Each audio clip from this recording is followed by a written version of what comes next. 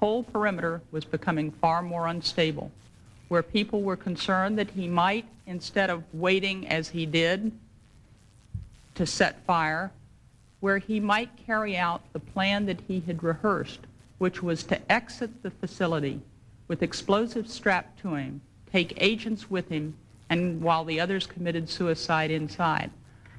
What I was faced with, considering all the options, was that at this moment, we had the best situation, the best opportunity to resolve it. Well, let me come back to this point.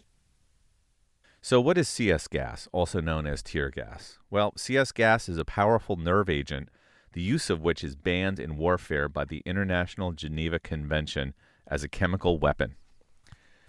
CS gas is not really a gas at all. It is composed of a solid compound that is turned into an aerosol by a pyrotechnic charge or liquefied in a solvent. This is important to note as the FBI plan centered on the idea of spraying CS liquid and launching pyrotechnic grenades into the Davidians' wooden compound.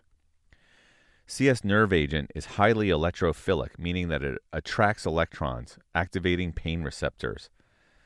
CS causes coughing, increased mucus secretions, severe headaches, dizziness, shortness of breath, tightness of the chest, difficulty breathing, skin reactions, and excessive salivation. CS also affects the eyes, causing watering of the eyes, blinking, twitching, burning sensations, and visual problems. This is what Jano Reno approved for use in a closed space, wooden structure filled with innocent women and children that had already suffered sexual abuse. I say this because the report issued by the Justice Department indicated that Janet Reno was fully aware of the risks, which would bring absolute terror and panic to the children and women held in the compound. And nowhere written within the 500-plus page FBI assault plan was a fire protection plan, even though agents noted upon how flammable the building appeared to be. I wonder at the incredible stupidity of the agents in charge who are planning to use pyrotechnic grenades in this situation. The FBI should have considered bringing civilian hostage negotiators into the conversation to bring the situation to a close, as had been done successfully in Ruby Ridge. Instead, at 9 a.m. on April 19, 1993, 51 days since the start of the siege, the assault on the compound began. CS gas was being sprayed into the compound via booms carried on armored vehicles. Now, these vehicles look just like tanks.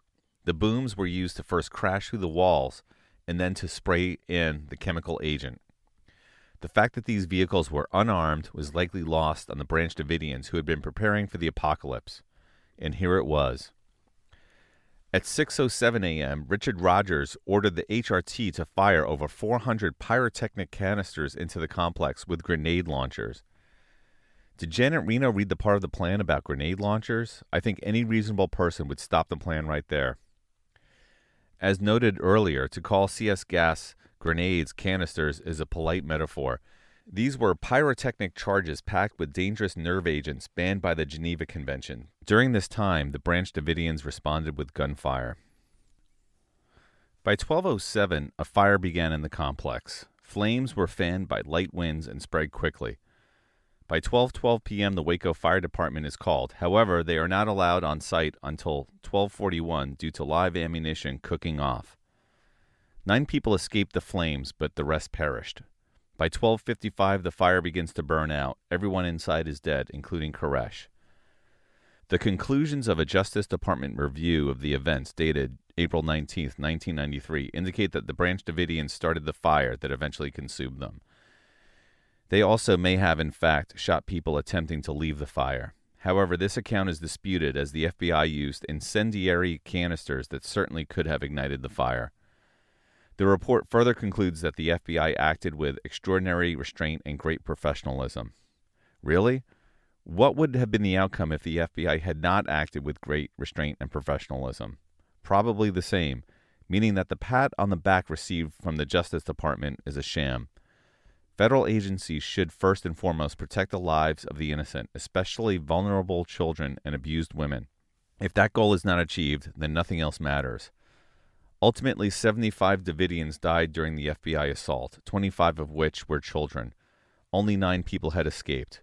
David Koresh and others suffered gunshot wounds to their head, possibly self-inflicted. Most of the women and children were huddled in an underground bunker.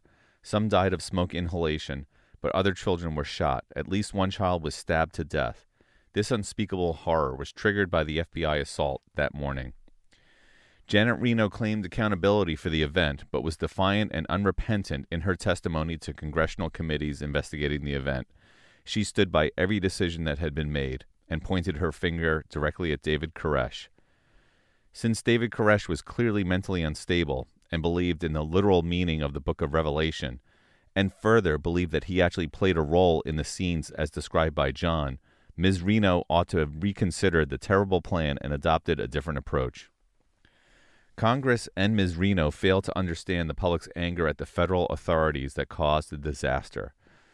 Federal authorities should have acted to de-escalate the situation. Instead, the FBI ensured that complete destruction would occur by attacking the compound using tanks, chemical weapons, and indiscriminate grenade attacks using military launchers.